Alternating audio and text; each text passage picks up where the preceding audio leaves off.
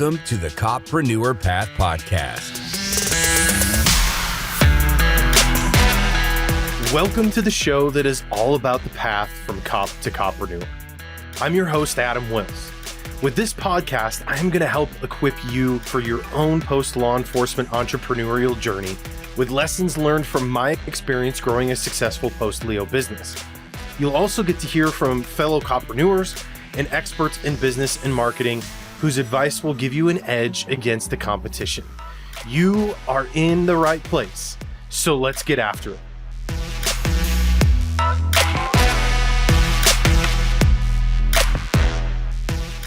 Welcome back to the COPreneur Path Podcast. Today, we're going to take the mystery out of something that I think is one of the most mysterious things every business owner and especially every COPreneur deals with, and it's the dreaded SEO, right? Everybody is always wondering, how do I optimize my website, my business for search on Google? And so this is a question that comes up a lot. We're going to answer a lot of those questions today. So today, my guest for the show is Mike Knorr from that company. Mike, thanks for coming on the show. Absolutely. Thank you for having me, Adam. Yeah. So I guess the first thing is, let's just jump in and talk about what SEO is, because I feel like as an agency, as a marketing agency myself, we get this question all the time, right? People are always like, oh, what do I do for SEO? Or the thing that I have to actually chuckle at is that people will call us up or email and they'll say, I need SEO, right? Like I need to put an order in for SEO, right? And I have to laugh at that because SEO is not a thing you do. It's an outcome of something that you do, right? So can you maybe unpack that for us just a little bit? What is SEO? And that's kind of funny because even when you go to like say GoDaddy, there's like a little check mark of like, hey, make sure your website's well optimized. You know, here's like your SEO check mark, add to cart, checkout, and that's totally not how it works at all. So search engine optimization, or SEO, is a lot of things compiled to ultimately make sure that you rank at the top of Google. So at the top of Google is generally the ads, and then right underneath of it are the organic listings, and super valuable to be there. And if you're not there, then that means your competition is, and they're getting all of that traffic. And so everyone wants to know, how do I get there? How do I make sure that I show up top? And ultimately, that's what we execute for our customers, right? Is a variety of strategies. But you got to figure out what are the right phrases and keywords that you should be targeting in the first place. So I would actually kind of suggest that would probably be step one, is identify what's your market looking for. And then we have to do a lot of different things to the website itself to make sure that it shows up. So that's like SEO at like the highest level.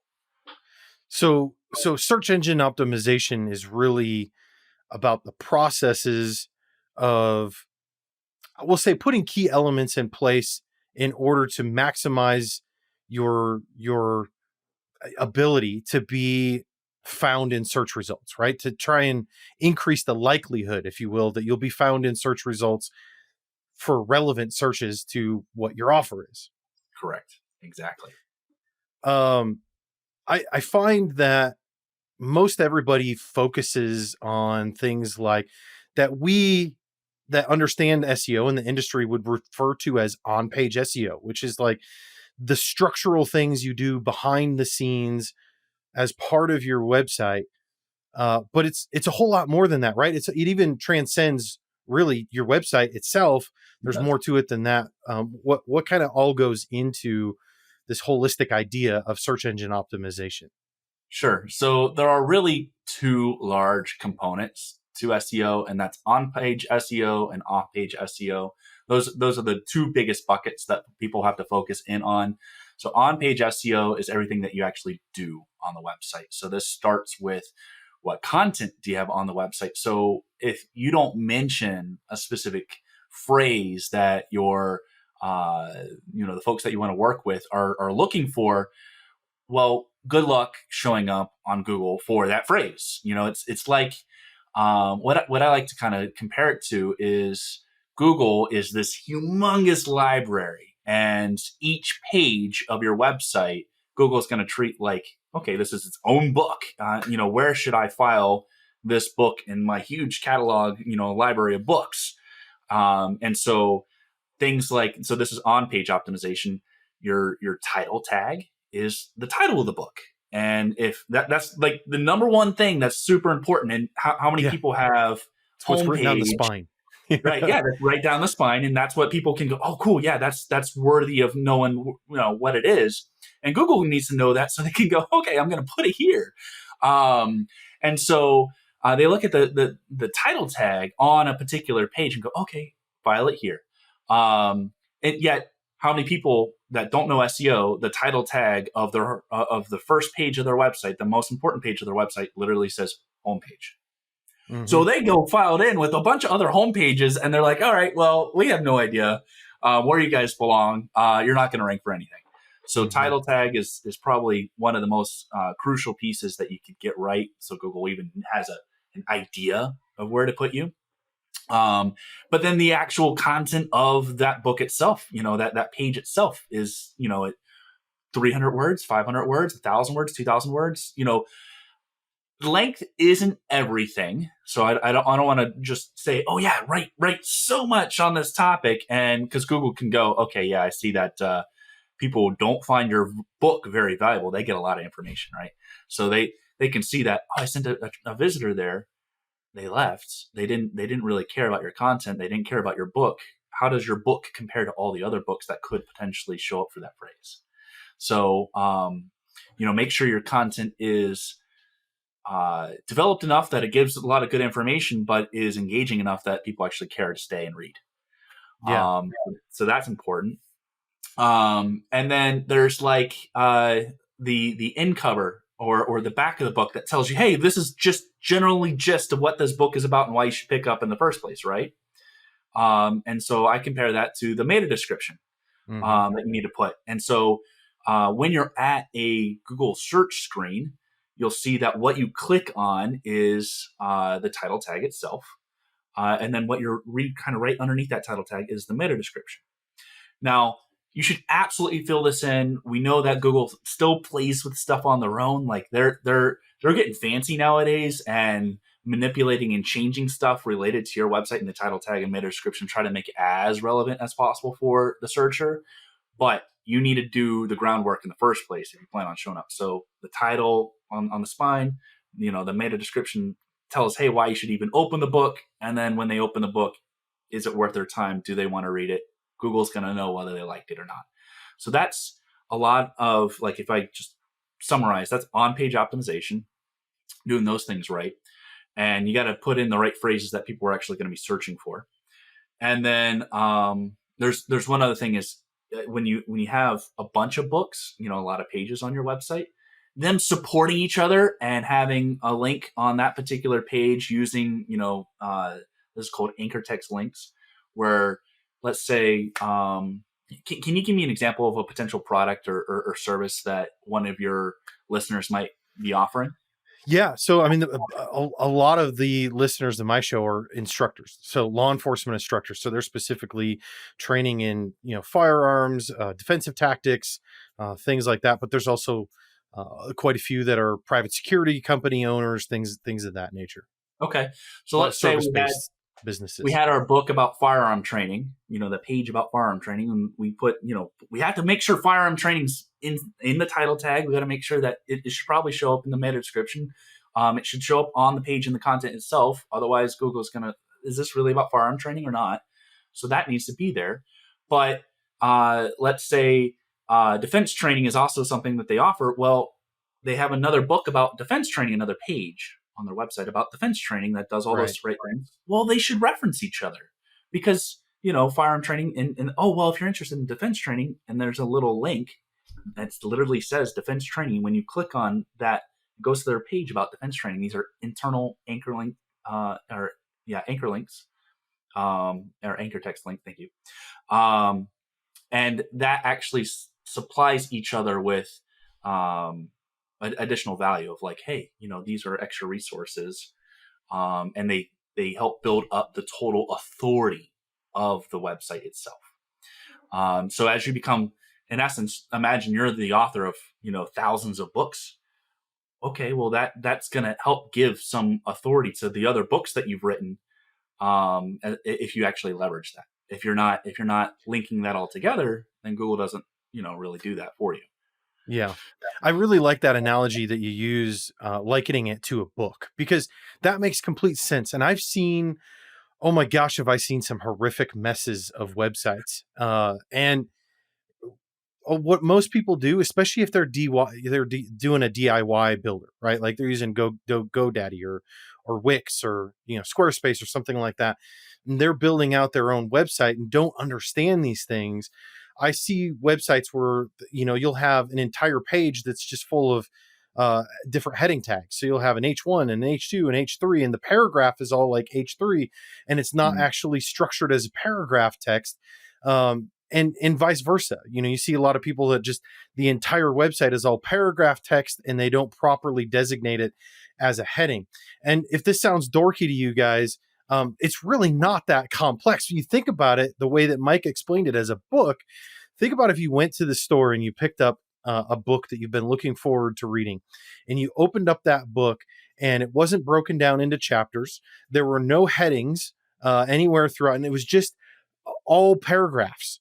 You would be so overwhelmed, right? Like you wouldn't even know where to start. You wouldn't know how to tell where you are in the progress of reading that book, and you would put it back on the shelf, right? And worse yet is, imagine if that author that wrote something about firearm training and had something that was, a book written about firearm training, but they literally had 40, 50 books literally labeled the same thing: firearm training, firearm training, firearm training, firearm training. Yeah. Google's going to go, which one do I rank for firearm training? Library, a person that goes to the library, which one is the one that I'm actually looking for? Which one's going to be the one that really talks about firearm training? Each book needs to be labeled something different and needs to have different content on it. Otherwise, you're hurting yourself, right? You've built all this content that Google's, I don't know what to do with this. Yeah. Well, and truthfully, guys, this stuff that Mike is explaining, it's easy to do. It's not hard to do. What's difficult about it is understanding what it is and what it means. But actually optimizing your website and doing these things is pretty straightforward and simple to do, as long as you know where to do it. And because almost nobody does, if you take these extra steps to structure your website properly, just that alone can grab a significant return on the investment of your time, just setting things up properly. And like you said, it's what we call on-page SEO. And it frustrates me to no end. I usually see either one of two things: people that have built their own websites and therefore they're a mess, or people that have used quote unquote web designers that don't know the first thing about SEO and schema and all those nerdy things, and end up getting raked over the coals. And these people are like, man, I spent thousands upon thousands of dollars for this website, and they don't even have a sitemap, right? And like, without a sitemap, it's like Google looking for buried treasure without having a map in front of them to figure out how to get to it. And so they literally can't understand what your website is about or how it's structured. And it irritates me to no end when I see people, in my opinion, taken advantage of in that way, because I think those are things that should be part of every website. And that's why we do that at our agency at StoryWeb Creative. Every website, we include what I call foundational SEO, because it is that important. Go ahead. I'll say, with that said, about how there are a lot of SEO firms out there that they present themselves nicely, but at the end of the day, the service isn't there to match what is actually going to generate results. And so I just heavily recommend to any entrepreneur, self-education is key. I'd rather tell you, be knowledgeable enough just to be dangerous with it. And then when you bring in an expert and they keep growing your understanding of it, but you need to be able to know when somebody's saying something that yes, like you need to know, like, looking at your own site, wow, you're actually not really trying here. Like you didn't do the things that, why is my title tag of my, site say homepage still? Like you need to know some of these things. Like, I don't have a sitemap. That's SEO 101. Need to have one. So self-education's super key. I don't normally recommend someone just go hire someone without any knowledge have a baseline knowledge, and then, okay, cool. Now that you brought someone into the table, and then keep growing your expertise. Well, let's shift gears here just a little bit, Mike, with the time that we have left. I want everybody that's listening to understand why this is important in the first place, as we're talking about what SEO is, search engine optimization. And really what it comes down to, it's a difference between the concept of inbound versus outbound marketing. And any of the guys that are listening that are part of my LEO to CEO community are probably laughing right now, because we did a whole workshop on the difference between inbound and outbound marketing. And I think they thought I was nuts, that like I had just made this stuff up on my own. So you're going to validate now everything that I've been telling them, because SEO is a form of inbound marketing, and inbound marketing is really where you have to put your focus first. If you don't have good inbound marketing, you can't put outbound marketing on top of it. It's like saying, if you don't have a foundation, you can't go pick out the windows and the doors and the siding and the roof, right? So why don't you give us kind of a basic understanding of what inbound marketing is first and foremost? Well, and I actually kind of want to use an analogy that I've heard that I really, really like. And that is a marketing professor offered to his marketing students, hey, if you had to run a hot dog stand against, competing hot dog stands, and you could affect anything in this, scenario, what would you want to be able to affect? And some people are like, oh, I really want to be able to have really inexpensive acquisition costs of these hot dogs so I can make great profit margins. I want to be able to have the best hot dogs so I can, I want all these extra add-on items. They list on and on and on and on and on. And then professor looks at it and goes, you know what I want? I want a starving audience. I'll win. And that's the difference. That's the difference about inbound and outbound. You could have the best of everything, but you don't have a starving audience. What I love about inbound, what I love about SEO is this is the equivalent of that starving audience. They are looking for this product right now. They have a need. Now, there are different types of phrases. There's top of funnel phrases, mid funnel, bottom of funnel, of like, hey, I'm really ready. There's tire kickers, right? And then there's people, okay, I'm serious. I'm ready to make a decision about a company. And you're going to find that all the way through. But nevertheless, these are people that are in market, that are inquiring, that want to learn, that want to, find these types of services. And it's going to come down to a matter of time frame that they go, okay, yep, I'm moving forward. They're problem aware. They know they have the problem. They're just looking for who's the best one to solve it for me. Exactly. Yeah. And then you gotta talk their language. They gotta feel like, okay, yes, this is the right provider. You match exactly what I'm looking for, and you meet my need. And so knowing your audience at an intimate level, so the content you're writing isn't just, oh, cool, I can rank and it's got the keywords and all that stuff in it. It's all good, but if it doesn't actually talk to the customer and their problem, it's not going to be helpful.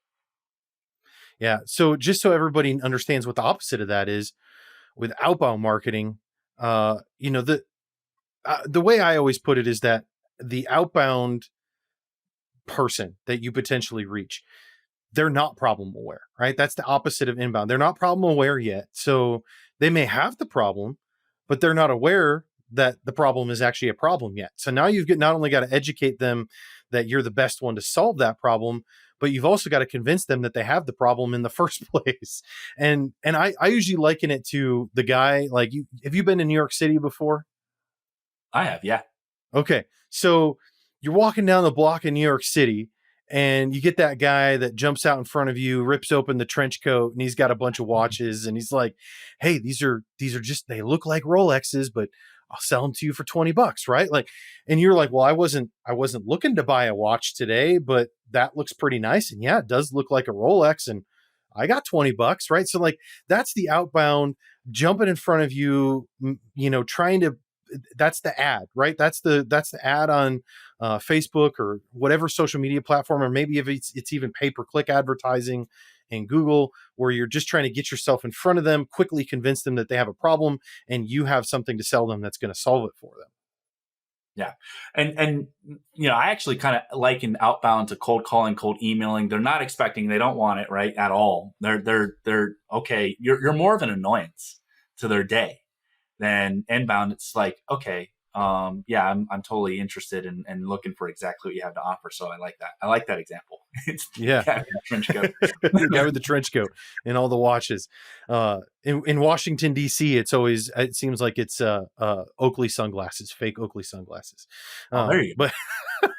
But anyway, so just in kind of a minute, could you sort of wrap up for me then? Why are we placing so much emphasis on the inbound side of things, using SEO as a strategy to accomplish that versus the outbound? Because of time. Time is your most valuable asset that you have. And when you consider the amount of time that you have to invest to convince somebody, to go, hey, convince them they have a problem, and then convince them that you are the best person to solve that problem, is an inordinate amount of time. And maybe they go, I don't actually have that problem. Like you think they have the problem, but they don't think they have the problem at all. You end up with this huge sales cycle time. And you're going through a lot. The closing rate on outbound is a whole lot lower and takes a whole lot longer.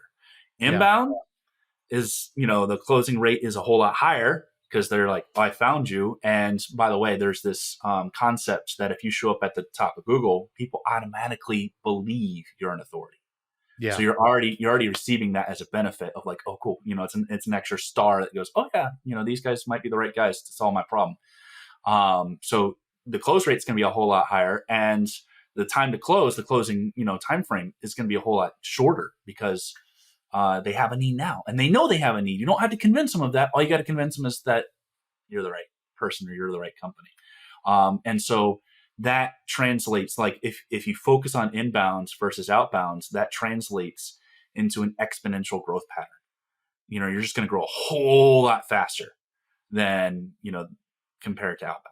That's why we're focusing on it today. Yeah, kind of using that same watch analogy. And I just thought of this now. Instead of just hanging out in a random corner and throwing open your trench coat, it's kind of like that same dude goes and parks in front of the Rolex store and says, you want to look sharp wearing a Rolex, you can buy this one for, a fraction of the cost. Well, that person was already looking for a Rolex. It's going to take less convincing, right? Less effort, less energy, less calories burned, less money spent. I would relate that to competitor advertising or being right there where a competitor is. You insert competitor reviews, right? Yeah. And so they're looking at that. Oh wow, this is a great alternative. I love showing up in those places because they're serious about what they're thinking about, and you can give them a compelling enough reason, they might just go with you instead. Yeah. Well, I want to wrap this up for everybody. You know what? I just want to tell you, I guess, first and foremost, I think you guys can see that Mike is very knowledgeable. Again, I told you at the beginning of the show, Mike is with That Company. It's an SEO company. And more specifically, That Company is actually a partner of mine with StoryWeb Creative. So early on in my marketing agency, we were doing a lot of SEO work in-house. And we were succeeding at it at first, but as we grew and scaled, it just became this beast that we could no longer keep up with. And really, truthfully, we felt like we weren't doing our clients the best service we could because you can only be an expert in so many different things, right? And so we actually partnered with That Company, and they have become the SEO arm of StoryWeb Creative. And so our clients that come to us and want to work through and work on SEO end up working with Mike and his team over at That Company. And so that's why he's on the show today. But more specifically, we also wanted to throw something out there for you guys as well that are listeners to the show. Mike, maybe you want to just tell everybody what that was you wanted to offer them. Absolutely. So if you are interested in working on your SEO and you're serious about it, one, I would like for you to email me, and we would like to start the process off by giving you a ton of data up front on your own website. But more importantly, something that's very interesting is on your top 2 to 3 competitors. So we will do, if you write me an email and you mention this podcast, we will provide you a competitor analysis at absolutely no cost. And so my email to receive all that, just write me an email. It's Knorr, Knorr @thatcompany.com. Yep. And don't forget, guys, to mention the COPreneur Path podcast in order to get that free competitor analysis. And just to put everybody at ease, Mike, they can tell you to pound sand, right? After you give them that competitor analysis, you're not gonna harass them and do these high pressure sales tactics, right? You're gonna give them awesome free information, demonstrate your authority. And no. Like, you contact me, you gotta block my No, it's I'm a big believer in giving a lot of value to folks. So if we can even just assist you in your journey and help you with education, that's all good. This is a long-term game, because I know that even if we make that investment and you're not ready today, you're going to appreciate that investment, and you'll probably contact me even a year, 2 years down the line. That is completely acceptable. This is not a high pressure thing, but hey, if there is a good fit, we're going to ask, hey, should we consider doing business together? But if it's not, then we part ways as friends, and we make sure that we actually send you the research so you can have that to reference moving forward. Excellent. Well, thank you for offering that to my audience, Mike. That's awesome. I'm sure you'll have some folks that'll take you up on that. Why don't you go ahead and give us a closing thought? Let everybody know, where can they find more information from you? Where can they connect with you on our way out here? Sure, absolutely. So one, I would love to connect with you on LinkedIn. Just send me a quick message in reference to this podcast as well, just so I get a lot of LinkedIn requests. And a lot of people just want to pitch me something. So mention this and I'll make sure I add you. I would love to connect there. My email, which I've already mentioned, or you can always check out our website, thatcompany.com. You can follow us on social. We are always posting out information about SEO amongst other digital marketing topics, but definitely very SEO focused. So Facebook, Twitter, Instagram, you name it, we're on all of it. And we make sure that we share a lot of great information. Awesome.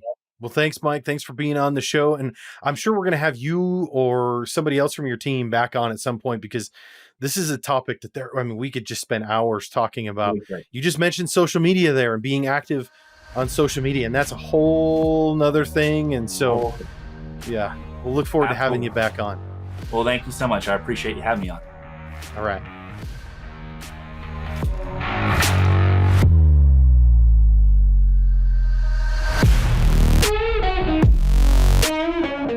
Hey, thanks for sticking around till the end of the show. If you enjoyed this episode, please consider leaving a review at leotoceo.com/podcast-review, or in your preferred podcast listening app. I would love to hear your feedback, and it will also help other COPreneurs like yourself find the show.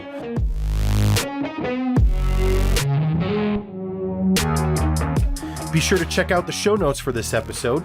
Just go to leotoceo.com, click on podcast, and search this episode number, and you'll find all the links, descriptions, and resources we talked about. And if you haven't already, make sure you subscribe so you'll be notified when the next episode is live. Thanks again for tuning in, and I'll catch you guys on the next episode.